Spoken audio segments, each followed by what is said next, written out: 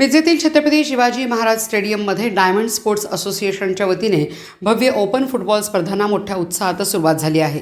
शुक्रवारी झालेल्या पहिल्या सामन्यात गडहिंग्लज संघाने MN मिरज फुटबॉल संघाचा 3 गोलने पराभव केला, तर दुसरा सामना मिरजेतील मंगळवारपेठ क्लब आणि गोवा फुटबॉल क्लब या 2 संघात झाला। या सामन्यात मिरज मंगळवारपेठ संघाने गोवा संघाचा पेनल्टी किकमध्ये पराभव केला। मिरजेत बऱ्याच कालावधीनंतर डायमंड स्पोर्ट्स क्लब मिरज यांच्या वतीने भव्य अशा ओपन फुटबॉल स्पर्धा घेण्यात आल्या आहेत।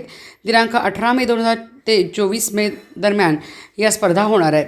या स्पर्धा पाहण्यासाठी मिरजेच्या ऐतिहासिक छत्रपती शिवाजी महाराज स्टेडियममध्ये प्रेक्षकांनी चांगलीच गर्दी केली होती। या स्पर्धेचे संयोजन डायमंड स्पोर्ट्स असोसिएशनचे अध्यक्ष शब्बीर शेख, सांगली जिल्हा फुटबॉल असोसिएशनचे सचिव आतिश अग्रवाल, रमेश माने, मुन्ना नायकवडी, पीटर शेख, अली शेख, अभिद शेख, फहीम शेख, सतीश शिकलगार, मेहबूब शेख, शहाबुद्दीन शेख, मलिक नायकवडी, दिलावर नरवाडे, खलील शेख यांनी केले आहे।